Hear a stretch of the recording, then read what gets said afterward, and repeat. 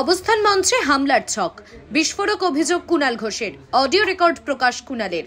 বাম ও অতি বাম নেতার কথোপকথন বলে দাবি কুণালের। সরকারকে কালিমালিপ্ত করার চক্রান্তের অভিযোগ তৃণমূল মুখপাত্রের। গোটা ঘটনায় পুলিশ তদন্ত করছে বলে দাবি কুণাল ঘোষের। ঠিক কি রয়েছে এই অডিও ক্লিপে শোনাবো। বলছি অর্ডার করেছে, ওড়াবার জন্য অর্ডার করলে করে দেয়। বলছি আমি এত বছর এই কাজ করেছি, আমার কোনদিন ভয় ডর লাগছে, কিন্তু এখন এটা বিবেক করাটা ঠিক হবে? এটা তো লোকের জীবন গেছে। তোকে তো ফাইট টু ফিনিশ করতে বলেনি, ছেলেরা মদ খেয়ে যায়, ঠিক আছে, মাছ খেয়ে যদি কোনো একটা বেখাত কিছু হয়ে যায়, সেটাও তো চিন্তার বিষয়। হ্যাঁ, সেটা ওকে বল যে আমার এরকম মনে হচ্ছে, কি করবো। বাপ্পাদাকে পার্সোনালি জিজ্ঞাসা করেছিলাম। হ্যাঁ, বাপ্পাদা বলছে জানোয়ার হয়ে যায়নি, ব্যাপার আছে। হ্যাঁ, ওই মতো করেই কর। দাদু বলছে এই যে নবান্ন মিটিং হয়নি, তাতে ফেরত চলে আসছে। হ্যাঁ হ্যাঁ, ভাববে শাসক মাথা মেরেছে।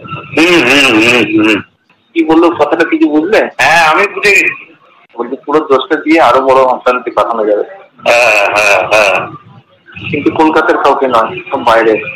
আচ্ছা, আর ঠিক আছে, দেখছি। ওরা তো এখনো ওখান থেকে প্রেস কনফারেন্স করছে, আমরা টিভি দেখছি কন্টিনিউ। কি করবো, মাথা ফাটানোটা ঠিক হবে?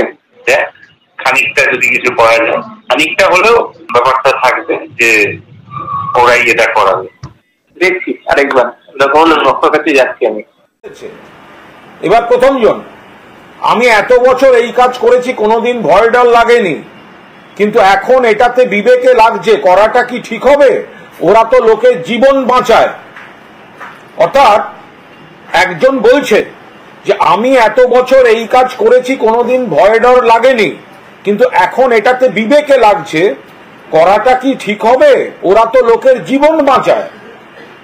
দ্বিতীয়জন বলছে তোকে তো ফাইট টু ফিনিশ করতে বলেনি, তোকে তো ফাইট টু ফিনিশ করতে বলেনি। অন্যজন বলছে ছেলেরা মদ খেয়ে যায়, মারতে গিয়ে যদি বেহাদ কিছু হয়ে যায় সেটা তো চিন্তার বিষয়। অন্যজন বলছে সেটা ওকে বল, আমার এরকম মনে হচ্ছে, কি করব। অন্যজন বলছেন বাপ্পাদাকে পার্সোনালি জিজ্ঞাসা করেছিলাম, বাপ্পাদা বলল জানোয়ার হয়ে যায়নি এখনো।